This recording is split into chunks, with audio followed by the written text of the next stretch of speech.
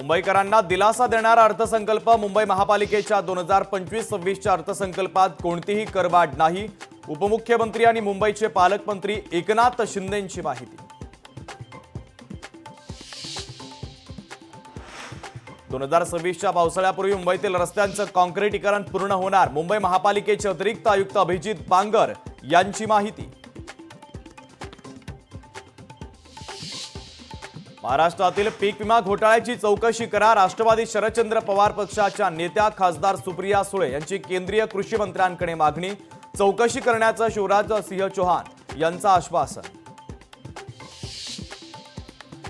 मंत्री धनंजय मुंडे यांच्यावर अंजली दमानिया यांचे पुन्हा एकदा गंभीर आरोप. कृषी मंत्री असताना नॅनो, युरिया आणि डीएपीसह 5 वस्तूंच्या खरेदीमध्ये घोटाळ्याचा केला गंभीर आरोप.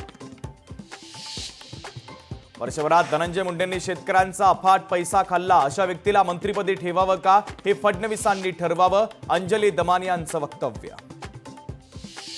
मला बदनाम करण्यासाठी माझ्यावर सनसनाटी आरोप. सामाजिक कार्यकर्ते अंजली दमानियांच्या आरोपांवर मंत्री धनंजय मुंडेंचं स्पष्टीकरण. अंजली दमानियांच्या आरोपांवर विश्वास राहिला नाही, धनंजय मुंडेंची टीका. अंजली दमानियांनी बदनामी करण्यापेक्षा केलेला आरोप सिद्ध करावा. त्यांना पुन्हा राजकारणात यायचं असल्यानं सनसनाटी आरोप.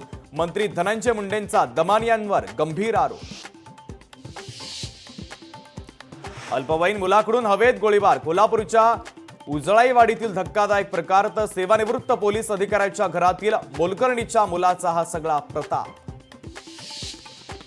कोरोना काळातील खिचडी घोटाळा प्रकरणी सुरज चव्हाणांना मुंबई हायकोर्टाचा दिलासा. लाखांच्या जात मुचलक्यावर जामीन मंजूर.